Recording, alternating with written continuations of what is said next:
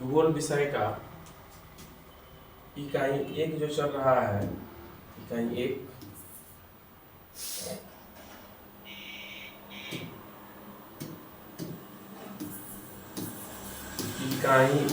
के अंतर्गत यानी भूगोल विषय के इकाई एक के अंतर्गत जो संसाधन चैप्टर है,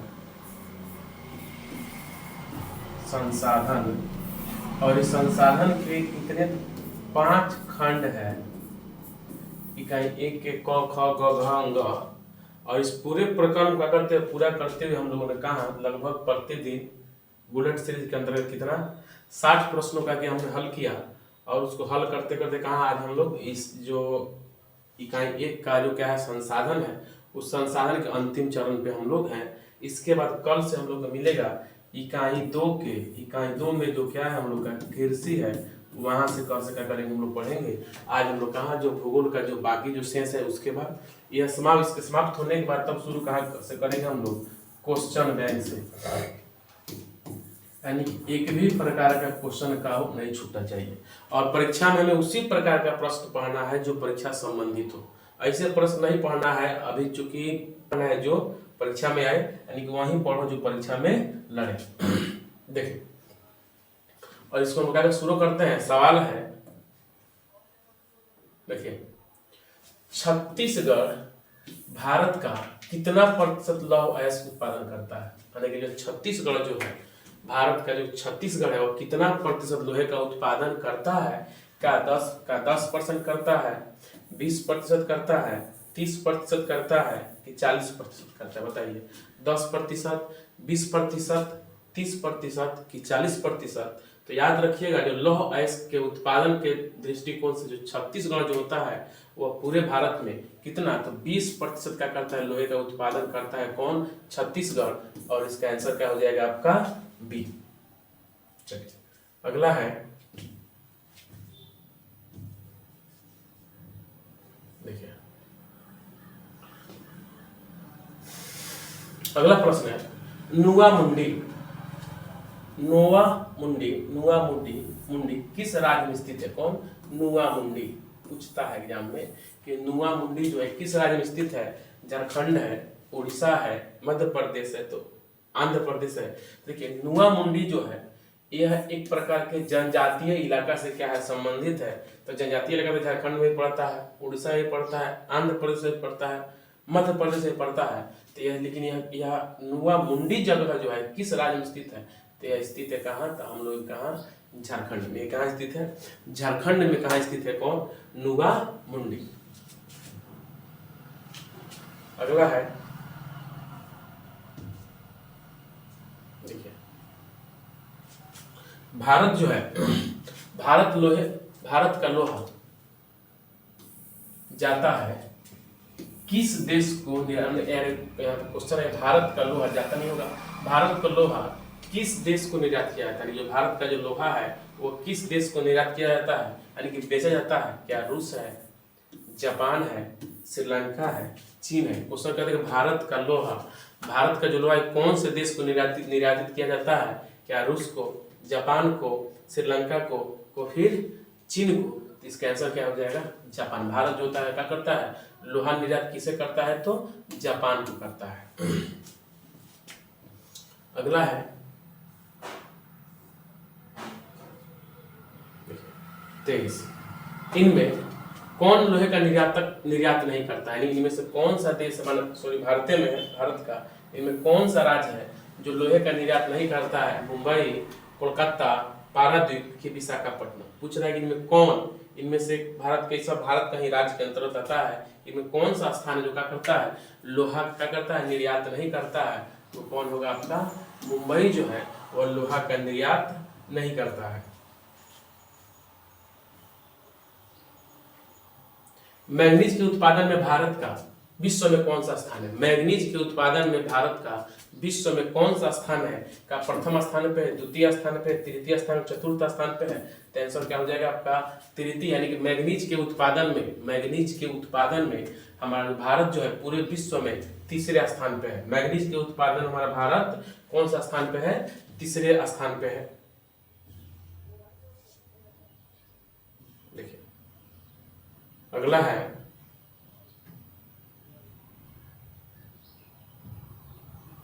देखिए, चलिए देखिए, हाँ क्या कहता है कि 1 टन इस्पात बनाने में, कितना टन, 1 टन इस्पात बनाने में कितनी मैग्नीज का उपयोग होता है। 1 टन यानी कि 10 कुंटल इस्पात बनाने में कितने मैग्नीज का उपयोग किया जाता है। प्रश्न 2018 का है। कब, कितना, तो 5 किलो, यानी कि 1 टन इस्पात बनाने में कितना मैग्नीज लगता है का 5 केजी, 10 केजी, 15 केजी की 20 केजी। तो इसका आंसर क्या होगा, 5 केजी होगा, 10 केजी होगा, 15 केजी होगा कि 20 केजी होगा। तो इसका आंसर क्या हो जाएगा आपका 10 केजी। कितना केजी, यानी कि 1 टन लोहा बनाने के लिए 10 केजी मैग्नीज का उपयोग किया जाता है। देखिए, मैग्नीज का उपयोग किया जाता है किस चीज में, कथी के निर्माण में, बैटरी के निर्माण में, फोटोग्राफी उद्योग में, माचिस उद्योग में, कि इनमें सभी। बताइए, मैग्नीज का निर्माण इनमें कहाँ किया जाता है। बैटरी निर्माण में किया जाता है कि फोटोग्राफी में, कि माचिस में। तो बैटरी के निर्माण में मैग्नीज का उपयोग होता है, फोटोग्राफी में भी होता है, माचिस में भी होता है। इसलिए इसका आंसर क्या हो जाएगा, इनमें सभी। अगर यहाँ से पूछ दे मैग्नीज का उपयोग लिखे है तो अब आप आसानी से मैग्नीज का उपयोग भी क्या कर सकते हैं, लिख सकते हैं कि बैटरी निर्माण में, फोटोग्राफी उद्योग में और माचिस उद्योग में। अगला है, निम्न में से कौन सा राज्य मैग्नीज का सबसे बड़ा उत्पादक राज्य है। यानी कि इनमें से कौन ऐसा राज्य है जो क्या करता है, मैग्नीज का सबसे अधिक क्या करता है, उत्पादन करता है। क्या वो महाराष्ट्र है, क्या वो उड़ीसा है, क्या वो गुजरात है, कि वो मध्य प्रदेश है। तो आंसर क्या होगा, तो उड़ीसा। या उड़ीसा क्या होता है बताइए। तो सबसे अधिक भारत में क्या होता है, मैग्नीज का उत्पादन कहाँ से होता है, तो भारत में उड़ीसा से होता है। अगला है, इनमें कौन मैग्नीज का महत्वपूर्ण उत्पादक नहीं है। देखिए, कह रहा है कि इनमें भारत का ऐसे कौन सा राज्य है, कौन सा स्थान है जहाँ पे क्या होता है, मैग्नीज का उत्पादन क्या होता है बताइए, बहुत ही क्या होता है, महत्वपूर्ण नहीं होता है। तो क्या होगा, तमिलनाडु में मैग्नीज का महत्वपूर्ण उत्पादक नहीं है। कौन, तमिलनाडु में मैग्नीज का उतना अधिक उत्पादन क्या होता है, नहीं होता है।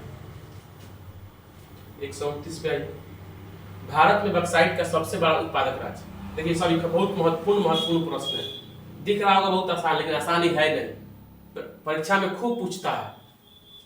ये सब कॉन्सेप्ट पे नहीं होता है, इसको क्या करना होगा, आपको याद करना होगा।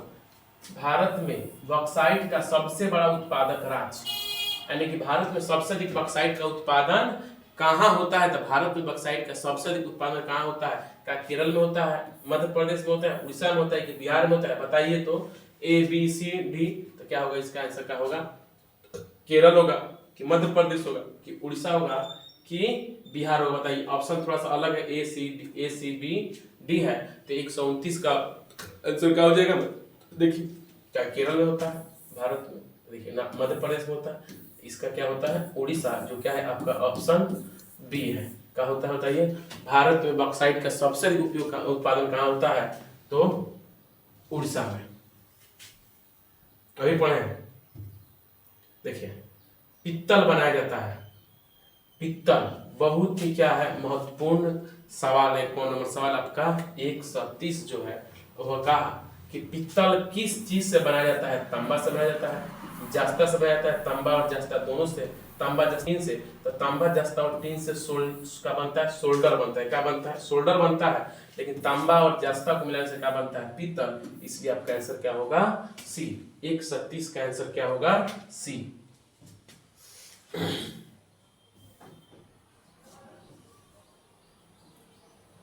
देश में, यानी हमारे देश में तांबे के कुल भंडार कितना है।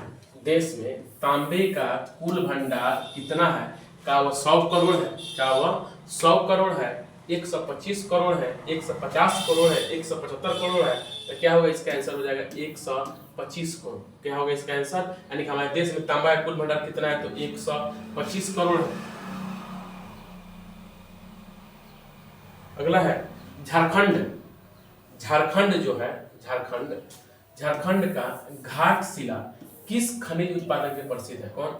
झारखंड का एक जगह है कौन? घाटशिला। वह कौन से खनिज के लिए क्या है? प्रसिद्ध है। क्या वो तांबा के लिए प्रसिद्ध है? क्या वो अभ्रक के लिए है? क्या वो बक्साइट के लिए है कि लौह अयस्क? बताइए। तांबा, अभ्रक, बक्साइट। देखिए कि लौह अयस्क तो किसके लिए है? तांबा के लिए। किसके लिए होता है? झारखंड का जो क्या है घाटशिला, जो है झारखंड का क्या है घाटशिला है, वह तांबा के लिए क्या है? बहुत अधिक प्रसिद्ध है। देखिए 133 नंबर का प्रश्न है। कौन नंबर? 133 नंबर का प्रश्न है। पूछता है बिहार झारखंड में देश का कितना प्रतिशत अभ्रक उत्पादन होता है? यानी कि बिहार और झारखंड में, बिहार में और कहाँ? झारखंड में। कहाँ? बिहार में और झारखंड में जो पूरे देश में जो अभ्रक का जो उत्पादन होता है उससे बिहार झारखंड कितना परसेंट पे है? बिहार झारखंड में कितना परसेंट पे है? तो याद रहे कितना परसेंट? 80%। कितना प्रतिशत उत्पादन करता है? 80%। ऑप्शन क्या हो जाएगा आपका? सी। झारखंड का कोडरमा, यानी कि झारखंड का जो कोडरमा जो है वह किस खनिज के लिए प्रसिद्ध है? बक्साइट के लिए है, अभ्रक के लिए है, लौह अयस्क के लिए है कि तांबा के लिए? कौन? झारखंड का कोडरमा। तो जो कोडरमा, झारखंड का जो कोडरमा होता है, यह कोडरमा सबसे अधिक किसके लिए है? तो यह अभ्रक के लिए क्या है? प्रसिद्ध है। अगला है सीमेंट उद्योग का सबसे कच्चा माल, यानी कि सीमेंट का करने, सीमेंट उद्योग का सबसे प्रमुख कच्चा माल क्या है? चूना पत्थर है, बक्साइट है, ग्रेनाइट है, ग्लो है? बताइए तो। कथी? चूना पत्थर। कथी? सॉरी, सीमेंट उद्योग का सबसे प्रमुख कच्चा माल क्या है? क्या चूना पत्थर है, क्या बक्साइट है, ग्रेनाइट है कि लोहा है? यानी कहने के मतलब इनमें से कौन सी चीजों को मिला देने से सीमेंट का बन जाता है, इसीलिए उसे कहा गया सीमेंट का कच्चा माल। तो क्या होगा? आंसर क्या होगा आपका? चूना पत्थर। इनमें कौन सी प्राथमिक ऊर्जा नहीं है? यानी इसमें कौन है जो क्या है प्राथमिक ऊर्जा नहीं है? तो क्या होगा आपका? सीधे से आंसर बात कुमार जी का थे 136 से क्या हो जाएगा आपका? सी। क्या हो जाएगा? 136 से क्या? सी, यानी कि विद्युत या क्या प्राथमिक ऊर्जा नहीं है।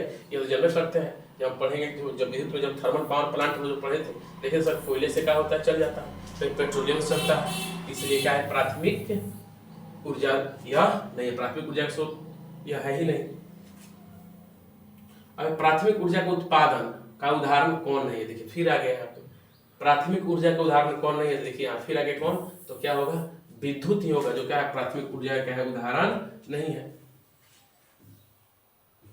कोयला क्या है? बताइए। कोयला क्या है? कोयला क्या है? नवीकरणीय है, अनवीकरणीय है, जैव संसाधन की इनमें से कोई नहीं। तो देखिए कोयला क्या है? अनवीकरणीय के बताए थे कि ऐसा संसाधन जो फिर क्या हो जाए समाप्त होने के बाद दोबारा क्या हो? प्राप्त न हो, उसे अनवीकरणीय। अनवीकरणीय हम लोग पढ़े थे कि जो संसाधन क्या हो जाए समाप्त होने के बाद दोबारा क्या हो सके? प्राप्त हो सके, वो क्या होता है? नवीकरणीय होता है। जैव संसाधन में क्या होता है? कार्बनिक खनिज वाला मामला होता है, और इनमें से कोई नहीं। तो बताइए क्या होगा? तो क्या होगा बताइए? अनवीकरणीय। यानी कोयला अगर क्या हो जाएगा? एक बार समाप्त हो जाएगा तो फिर यह दोबारा हमें प्राप्त नहीं होगा। निम्नलिखित में से कौन जो है वह परंपरागत ऊर्जा का स्रोत है? कौन परंपरागत ऊर्जा का स्रोत है? क्या बायोगैस है, ज्वारीय गैस है, सौर गैस है, तो कोयला? एक चीज आप देखिए, यह तीनों एक प्रकार से मिलेगा। अगर आप क्या करें, अगर ऑब्जेक्टिव के हिसाब से मारते हैं तो देखिए तीनों एक प्रकार का है। देखा जाए तीनों क्या है? एक प्रकार का नवीकरणीय क्या है आपका? ऊर्जा स्रोत में चला जाएगा। ज्वारीय, जिसे हम ज्वारीय गैस है, ये ज्वार भट्टा से। सौर ऊर्जा हो गया, बायोगैस, गोबर गैस हो गया। तो यहाँ पे आंसर क्या होगा आपका? कोयला ही। कोयला जो है ये क्या है? परंपरागत ऊर्जा का स्रोत है। ऊर्जा का गैर परंपरागत स्रोत क्या है? देखिए ऊर्जा का गैर परंपरागत स्रोत क्या है? तो क्या वो प्राकृतिक गैस है, क्या वह सूर्य किरण है, क्या वह कोयला है, क्या जल है? याद रहे कौन? सूर्य किरण जो है क्या है? ऊर्जा का गैर परंपरागत स्रोत है। कौन? तो सूर्य ऊर्जा।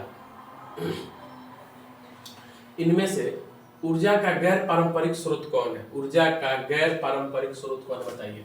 1 से 41 नंबर सवाल है। इनमें ऊर्जा का गैर पारंपरिक स्रोत, जैसे अभी हम लोग सूर्य पढ़े थे तो इसमें सूर्य नहीं है। अगर सूर्य रहता तो क्या सूर्य होता? सूर्य तो क्या होगा बताइए? ज्वारीय ऊर्जा। यह क्या होगा बताइए? यह गैर पारंपरिक ऊर्जा स्रोत है।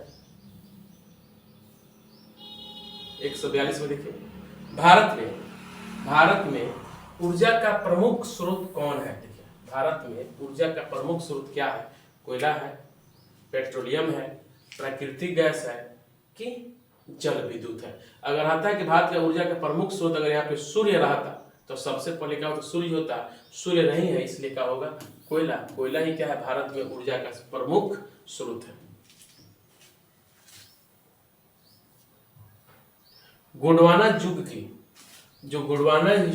की चट्टानों में भारत का कितना प्रतिशत कोयला मिलता है? जो गोंडवाना युग की जो क्या है चट्टान है, उससे भारत का कितना प्रतिशत कोयला मिलता है? क्या 80% मिलता है कि 90% की 94% की 98%? क्या कह रहा है कि गोंडवाना युग के चट्टान में भारत का कितना प्रतिशत का होता है? कोयला का होता है, मिलता है। कितना प्रतिशत कोयला का होता है? मिलता है। इसका आंसर क्या हो जाएगा?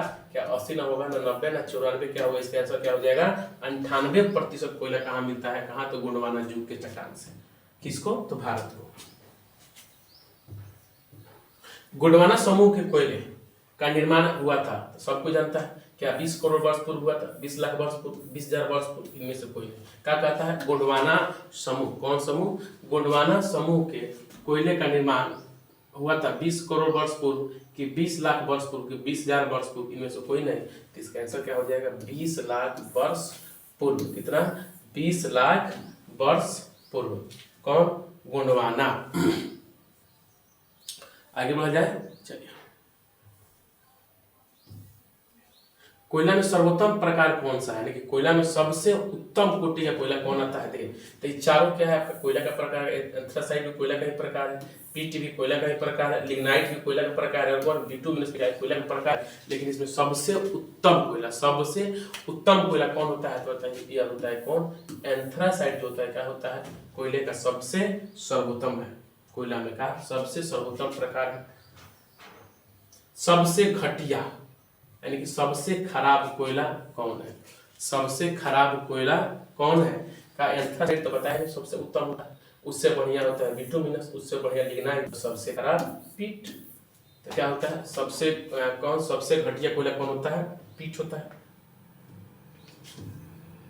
और आपने ऊर्जा चैप्टर पढ़े हैं तो खूब अच्छा से बन रहा होगा, नहीं तो उड़ जा रहा होगा ऊपर। देखिए, भारत में कोयला का सर्व प्रमुख उत्पादक राज्य कौन है? भारत में सबसे अधिक कोयला का उत्पादन कहाँ होता है? ये सबको जानता है कि झारखंड है। झारखंड जो इलाका है जहाँ पर क्या होता है? भारत का जो क्या है सबसे प्रमुख कोयला उत्पादक क्षेत्र है।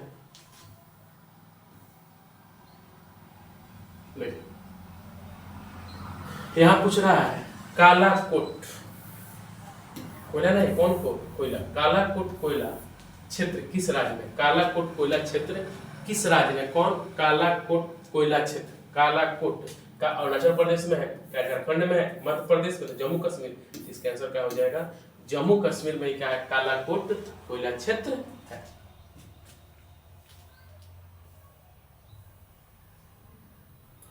देखिए, किस राज्य में खनिज तेल का विशाल भंडार स्थित है? इन बताइए। भारत के राज्य है, इनमें से कौन से राज्य में सबसे अधिक है तेल का भंडार है? तो कौन है? असम में। कहाँ होगा? असम। इसी असम में डिगबोई में कहा सबसे पहले तेल शोधन कारखाना खोला गया था, इसीलिए भारत में सबसे अधिक खनिज तेल का भंडार स्थित है तो असम में।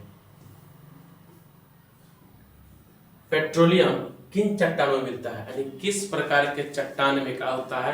पेट्रोलियम का होता पाया जाता है। तो कल हम इस पे क्वेश्चन बताए थे, याद कीजिए।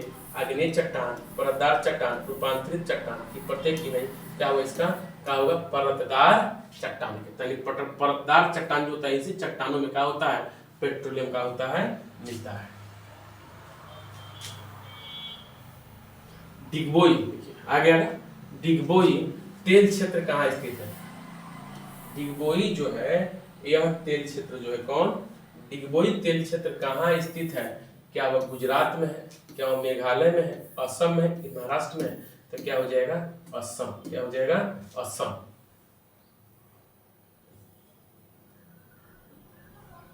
अगला है अंकलेश्वर।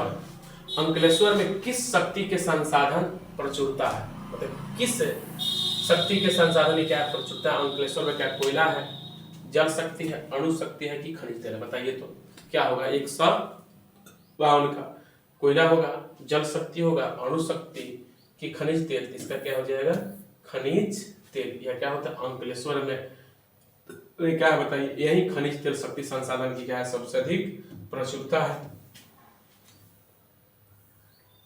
मुंबई हाई क्यों प्रसिद्ध है? मुंबई हाई क्यों प्रसिद्ध है? तो खनिज तेल हेतु, कोयले के निर्यात के लिए तो नहीं, तेल शुद्ध कारखाना के लिए भी नहीं। इसी मुंबई हाई में क्या हम लोग पढ़े बताएंगे, सागर सम्राट जो क्या है जल मंच, इसी मुंबई हाई क्षेत्र में ना है। तो किसके लिए? तो यह तेल शुद्ध कारखाना के लिए भी नहीं, क्या हो खनिज तेल के लिए। किसके लिए होगा 153 क्या हो जाएगा आपका खनिज तेल। क्या होगा खनिज तेल के लिए क्या है सबसे अधिक क्या प्रसिद्ध है। भारत का प्रथम तेल शुद्ध कारखाना कहाँ? देखिए आगे, भारत का प्रथम तेल शुद्ध कारखाना कहाँ है? तो जब देखिए असम में सबसे अधिक तेल है, तो डिगबोई भी क्या है असम में है, तो डिगबोई में ना क्या होगा रिफाइन होगा। तो इसका आंसर क्या हो जाएगा सी डिगबोई।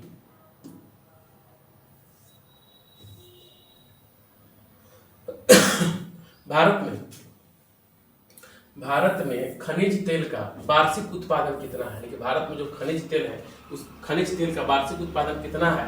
का 72 लाख टन है, 7 करोड़ टन है, 3 करोड़ टन है, 9 करोड़ टन है। बताइए 155 का क्या होगा?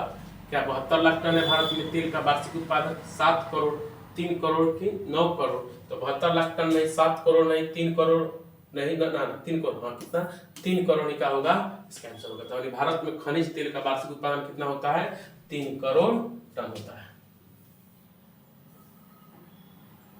प्राकृतिक गैस किस खनिज के साथ पाया जाता है? जो प्राकृतिक गैस होता है और किनके साथ का होता है पाया जाता है? क्या वह यूरेनियम है, पेट्रोलियम है, चूना पत्थर है, कोयला। देखिए पेट्रोलियम कहाँ, पेट्रोलियम की जो क्या होता है खुदाई होता है तो वहीं से क्या होता है प्राकृतिक गैस भी क्या होता है निकलता है। इनमें कहा प्राकृतिक गैस के भंडार मिले हैं? मिले हैं है नहीं है, यानी कि मिला है अभी हाल फिलहाल में। इनमें कौन सा जगह प्राकृतिक गैस से क्या हुआ है बहुत बड़ा क्या हुआ भंडार मिला है? कौन है बताइए 157 जो है, यानी कि भारत में सबसे भारत में प्राकृतिक गैस का भंडार कहाँ मिला है? छत्तीसगढ़ मिला है, कर्नाटक मिला है, त्रिपुरा मिला है, मध्य प्रदेश। तो क्या हो जाएगा आपका आंसर क्या हो जाएगा त्रिपुरा।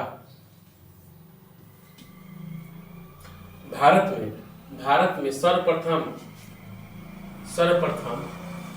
देखिए भारत में सर्वप्रथम जल विद्युत गृह स्थापना कहाँ हुआ था? यानी कि भारत में सर्वप्रथम जल विद्युत स्थापना कहाँ की गई? देखिए यह ऐसा है, भारत में सर्वप्रथम जल विद्युत गृह की स्थापना कहाँ किया गया था? कर्नाटक में हुआ था, तमिलनाडु में हुआ था, कि झारखंड में हुआ था, कि गुजरात में हुआ था? बताइए तो 158 बताइए, कर्नाटक में हुआ था कि तमिलनाडु की झारखंड की गुजरात? आप लोग को छोड़ दिया बताइए 158 क्या होगा? कर्नाटक होगा कि तमिलनाडु की झारखंड की गुजरात? बस क्या होगा हम देखिए इसका आंसर क्या होगा आपका कर्नाटक में क्या होगा सबसे पहले जल विद्युत गृह का किया गया था स्थापित किया गया था। अगला है भाखड़ा नंगल परियोजना किस नदी पर अवस्थित है? भाखड़ा नंगल जो परियोजना जो है यह किस नदी पे क्या है अवस्थित है? तो यह है कौन सतलज नदी पर। कौन नदी? सतलज नदी पे क्या है भाखड़ा नंगल परियोजना क्या है स्थित है। अब जल विद्युत में हम लोग पढ़ रहे हैं इसलिए सारा का सारा जल विद्युत से ही आएगा। देखिए गोविंद सागर कृत्रिम जलाशय संबंधित है कहाँ? तो रिहंद बांध से, हीराकुंड से, भाखड़ा नांगल बांध से, कि नरोरा बांध से। 160 क्या बताइए रिहंद बांध से, हीराकुंड की, भाखड़ा की नरौरा? इसका क्या होगा भाखड़ा नांगल बांध से क्या है गोविंद सागर जो क्या एक प्रकार कृत्रिम जलाशय है वो क्या है संबंधित है।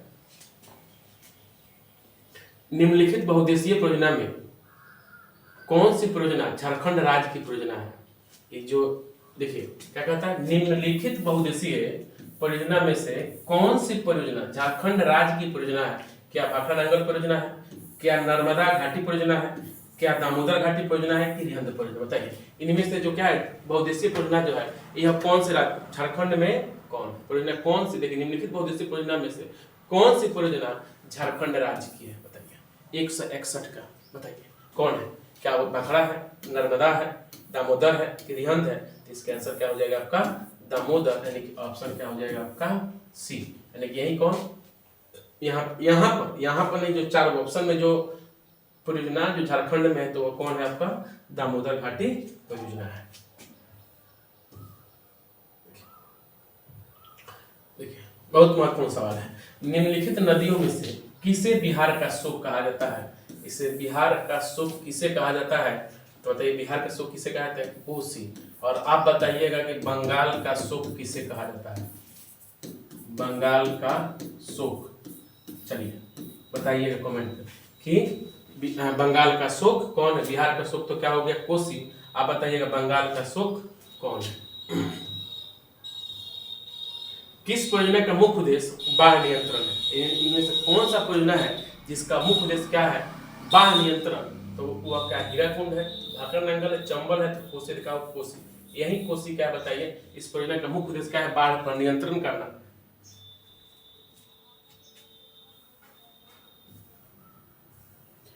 रिहंद किस नदी की सहायक नदी, कौन, रिहंद नदी जो है किस नदी की सहायक नदी है, क्या वो सोन नदी की है, गंडक है, चंबल है, गंगा है, तो गंगा की तो नहीं है, तो क्या होगा इसका आंसर क्या हो जाएगा, सोन, किसका हो जाएगा, यह सोन नदी क्या है, सहायक नदी है, और सोन जो है क्या है, गंगा की है, गंडक भी गंगा की है, और चंबल भी क्या है, गंगा कहीं का है, सहायक नदी है। चूंकि देखिए हाँ चंबल जो है, चंबल जो है केन बेतवा चंबल जो है ये यमुना की सहायक नदी है, कौन, चंबल, और जमुना किसकी है, तो गंगा की सहायक नदी। रिहंद बांध किस राज्य में है, रिहंद बांध जो है वह किस राज्य में है, बिहार, पंजाब, उत्तर प्रदेश, महाराष्ट्र, ऐसा क्या होगा इसका, उत्तर प्रदेश। रिहंद बांध किस राज्य में है, तो उत्तर प्रदेश में है। हीराकुंड परियोजना किस नदी पर स्थित है, महानदी पे है, गोदावरी पे है, कृष्णा पे है, कावेरी पे, बताइए तो हीराकुंड परियोजना किस नदी पे है, महानदी, गोदावरी, कृष्णा की कावेरी, 166 का बोलिए आंसर क्या होगा, बोलिए, महानदी, गोदावरी, कृष्णा, कावेरी, आंसर का मारिए महानदी।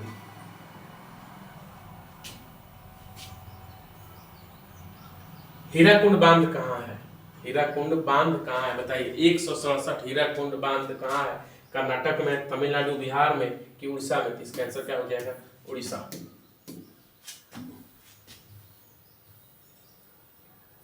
भारत का सबसे लंबा बांध, देखिए पढ़ाए हैं, बताइए इसका आंसर नहीं बताएंगे, बताइए तो 167 का भारत का सबसे लंबा बांध, रिहंद बांध, हीराकुंड बांध, कि भाखड़ नंगल बांध, कि नरौरा बांध, जल्दी बताइए, नहीं बताइएगा, चलिए क्या होगा, हीराकुंड, क्या हो जाएगा आपका, इसका क्या हो जाएगा, हीराकुंड बांध जो क्या है सबसे लंबा बांध है, कौन बांध, तो हीराकुंड बांध, ठीक है। चलिए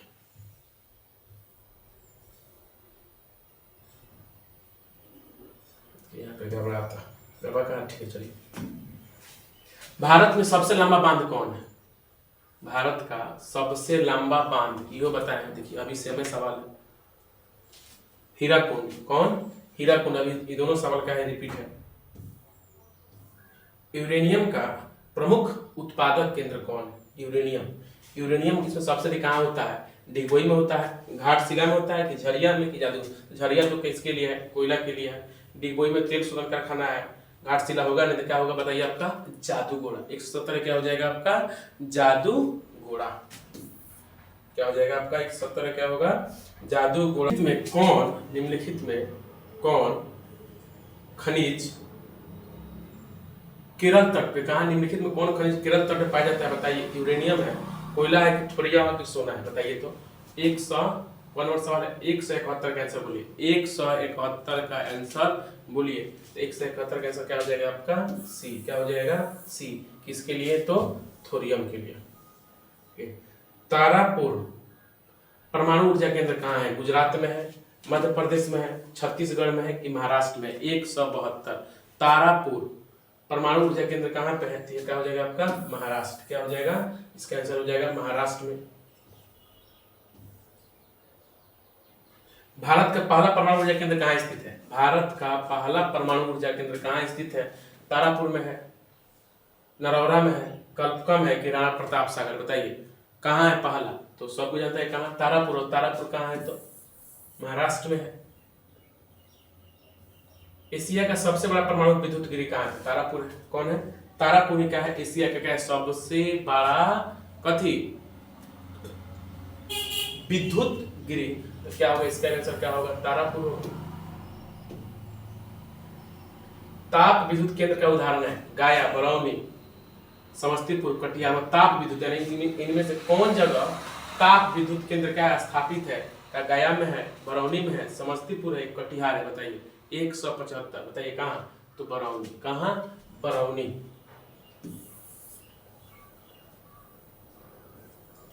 भारत के किस राज्य में सौर ऊर्जा का विकास सर्वाधिक संभावना है? कहाँ?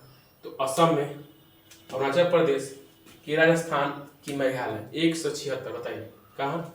तो मेघालय में तो संभावना नहीं है भाई।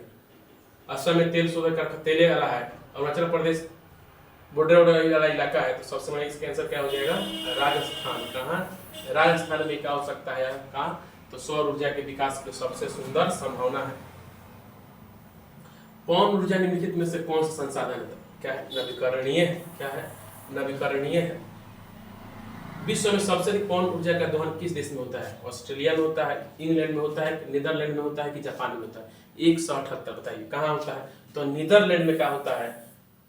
पवन ऊर्जा का सबसे अधिक होता है दोहन होता है। ज्वारीय ऊर्जा किस प्रकार का संसाधन है? ज्वारीय नवीकरणीय है, अनवीकरणीय तो क्या हो जाएगा? कहीं नवीकरणीय ऊर्जा हो जाएगा। ज्वारीय तरंग ऊर्जा उत्पादन हेतु भारत के अत्यधिक अनुकूल परिस्थितियां कहाँ पाई जाती है? मन्नार की खाड़ी में, कि खंभाती खाड़ी में, कि गंगा नदी में, कोसी नदी में? तो नदी तो होगा नहीं नदी तो होगा नहीं। तो मन्नार की खाड़ी और खंभाती खाड़ी, तो इन दोनों में उत्तम कौन रहेगा आपका? खंभात की खाड़ी ही क्या है? ज्वारीय और तरंग ऊर्जा हेतु क्या है? भारत का सबसे अधिक अनुकूल परिस्थितियां उसी जगह पाया जाता है। अब एक भारत में विद्युत की सबसे अधिक खपत किस में होता है? भारत में विद्युत का सबसे अधिक खपत किस में होता है? घरेलू काम में होता है, कि व्यापारिक कार्य में होता है, कि उद्योग में होता है, कि कृषि काम में होता है? किस काम में होता है? बताइए। कृषि काम में। और इस प्रकार कितना तो हम लोग क्या किए, जो 60 क्वेश्चन का जो सीरीज था क्या हुआ? खत्म हुआ। और क्या कीजिए अपना बताइए कि आपका कितना नंबर का होता है, चेक कीजिए। और इस प्रकार भूगोल का जो इकाई 1 है उसका हुआ खत्म हुआ। अब इकाई कहाँ शुरू होगा? इकाई हम लोग 2 पढ़ेंगे। 2 में जो क्या पढ़ना हम लोग को? जो क्या है? कृषि जो चैप्टर है, उसी कृषि के बारे में क्या करेंगे हम लोग? पढ़ेंगे। भूगोल 2। अब जैसे ही भूगोल समाप्त होगा उसका हम क्या करेंगे? हम साइंस के बारे में क्या करेंगे? विस्तृत से एक एक करके क्या करेंगे? अध्ययन करेंगे। तब तक धन्यवाद।